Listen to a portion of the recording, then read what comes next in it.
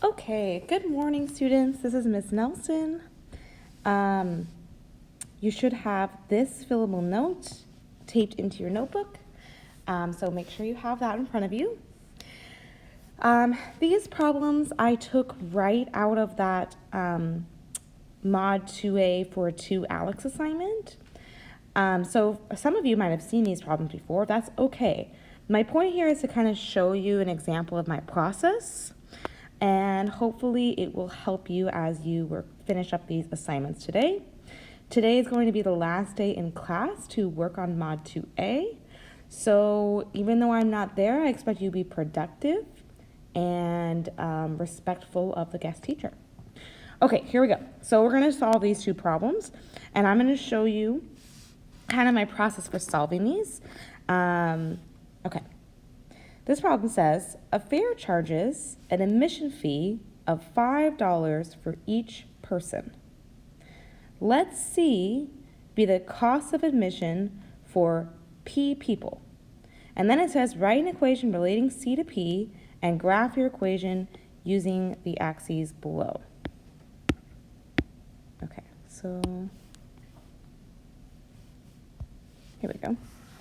Okay. So the first thing I do is I like to make sure I really understand what my variables are. So C is the total cost of admission.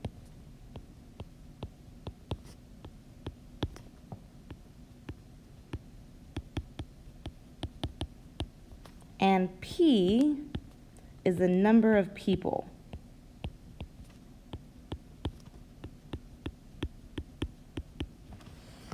So let's make a table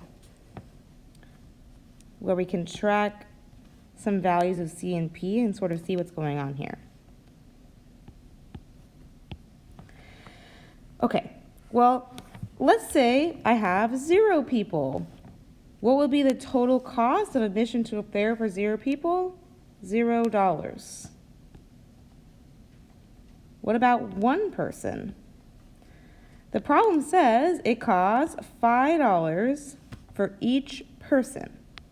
So if I have 1 person going to the fair,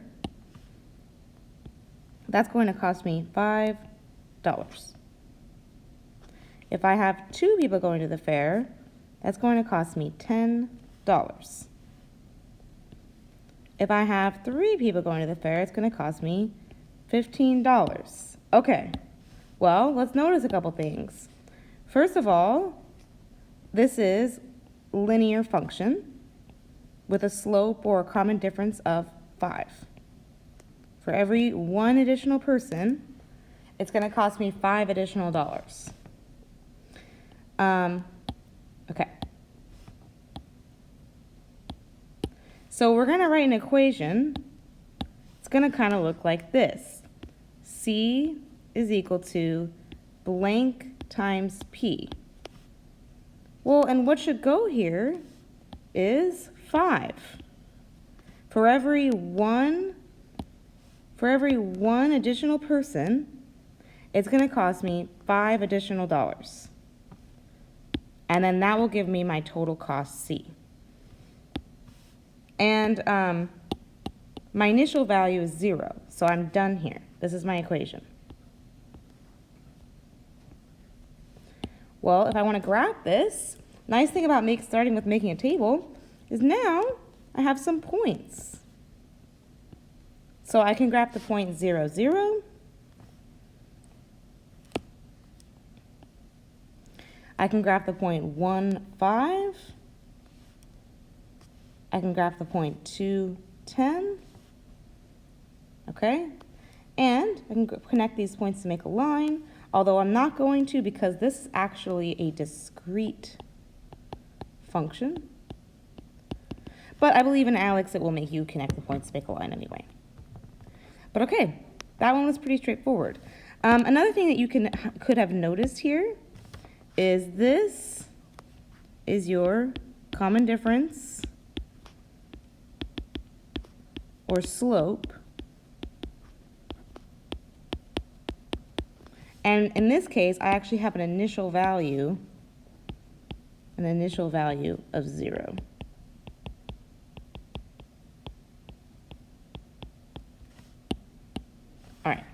let's do the next problem. If needed, pause to let students finish writing.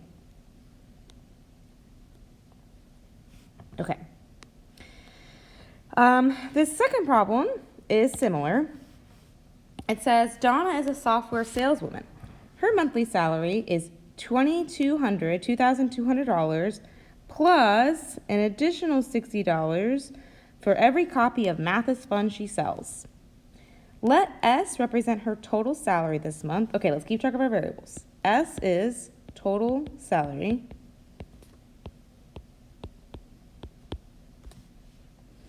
And N is number of copies of this book that she sells.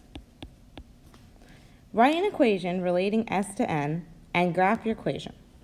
Okay, we're going to start out making a table again.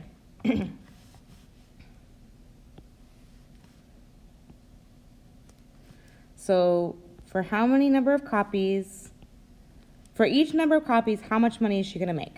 Well, it says that her monthly salary is $2,200 plus this, meaning that even if she sells 0 copies of the book, she has a base salary of $2,200.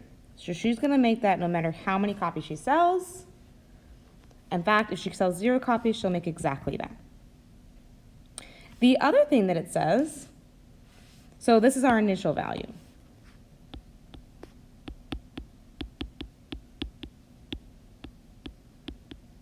Or our y-intercept.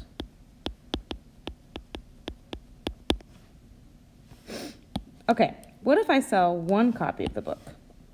Well, it says that she's going to make $60 for every copy. So her salary is going to go up by $60. What if she sells 2 copies? Her salary is going to go up another $60.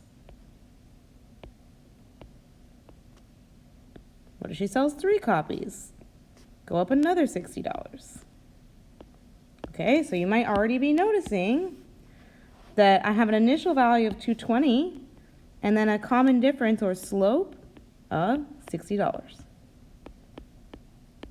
This is my slope or my common difference.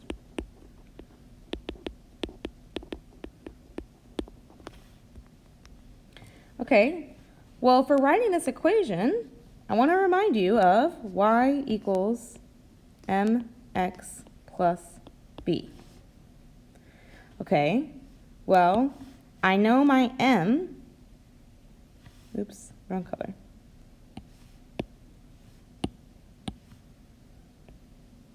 I know my m and I know my b, right? My m is 60, my b is 2,200. So let's fill those pieces in.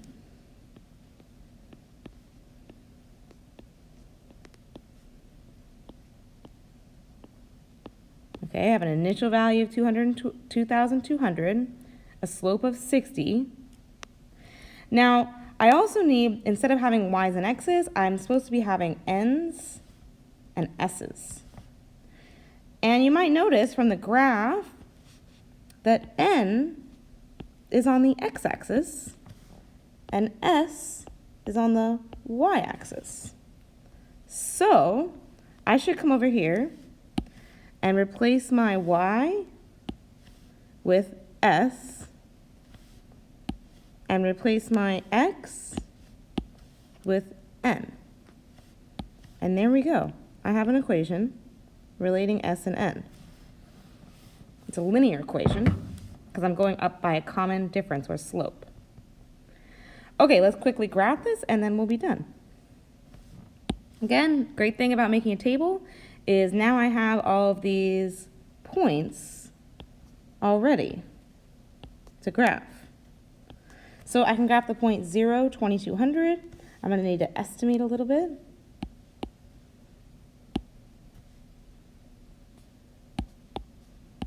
Ooh, they didn't give us a very good graph for this. I'm only going to be able to graph like 2 points. The next point is the point 2,260. and then the point 2,320, and the point 3, 2,380. I'm just making a rough estimate here. And there we go. That's a line. Okay, so I would recommend for steps for being successful with these problems, make sure you really understand your variables here. So I like to kind of write them down and make sure I know what the variables are. And then I'll make a table. And then from the table, well, you already know, you are already experts at creating lines and equations from tables. So once I have a table, I can identify my initial value. I can identify my common difference. And then I can use equations that I'm already familiar with to describe these situations. Okay, that's all.